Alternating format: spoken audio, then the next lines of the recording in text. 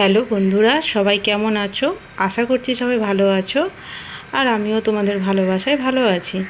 আর আমি তোমাদের ভিডিওটা দেখার জন্য অনুরোধ করছি। তোমরা না দেখলে, তোমরা না ভালোবাসা দিলে আমি কিভাবে এগোবো?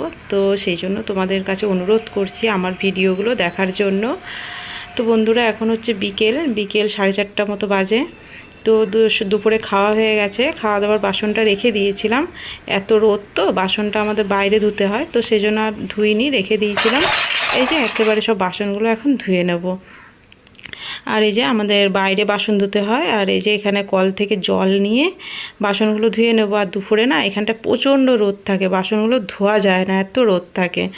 তো সেই জন্য রেখে দিয়েছিলাম। একেবারে রান্নার বাসন ছিল কয়েকটা, আর খাবারের বাসন ছিল, সব একেবারে নিয়ে ধুতে বসে গেছিলাম। আর হচ্ছে এখানে বাসন ধুচ্ছিলাম, আর আমি বারবার ফিরে ফিরে দেখছিলাম, শাশুড়ি ডাকছিল। আর হচ্ছে আমি বললাম যে এই যে আমি এখানে বাসন ধুচ্ছি। তো যাই হোক, এটাই বলে আমি বাসন ধুচ্ছিলাম। আর বন্ধুরা, তোমাদের আজকে একটা খুবই একটা খারাপ খবর দেব। তো দেখো, শাশুড়ি এই যে ডাকলো, কি নিয়ে এসেছিলো, নিয়ে এসে ওই যে আমাকে বললো। আর এদিকে আমার বড়ও চলে এসছে ডিউটি থেকে।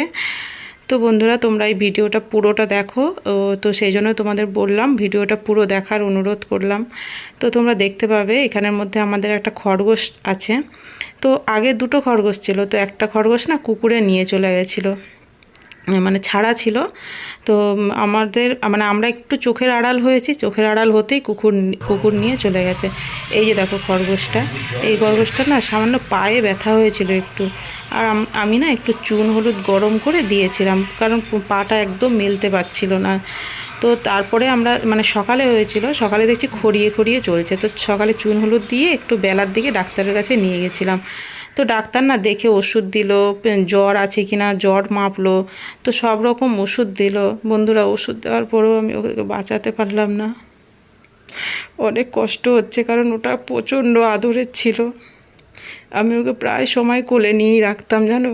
আমার ছেলেও প্রচণ্ড ভালোবাসতো, আর আমিও প্রচণ্ড ভালোবাসতাম। আর আমরা যা খেতাম, তেলের জিনিস ছেড়ে যা খেতাম আমরা ওকে দিতাম।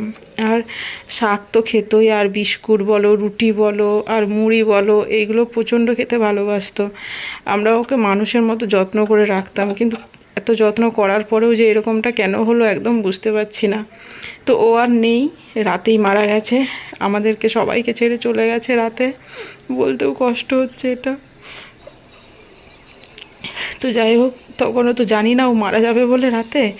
আর এই যে বিকেলে সব কাজগুলোই করছিলাম, সব ঘর পরিষ্কার করে। আর এই যে বারান্দাটা এখন ঝাড় দিচ্ছিলাম। তো এটা ঝাড় দেওয়ার পর এই যে উঠোনটা ঝাড় দিচ্ছিলাম। আর আমার বর ডিউটি থেকে এসে স্নান করতে যাচ্ছিল। সকালে একবার স্নান করে যায়, আর যেখানে ডিউটি করে সেখানে তো অনেক ডাস্ট, তো তো সেই জন্য আবার সন্ধ্যাবেলা এসেও একবার স্নান করতে হয়। আর এত গরম, না স্নান করেও থাকা যাবে না।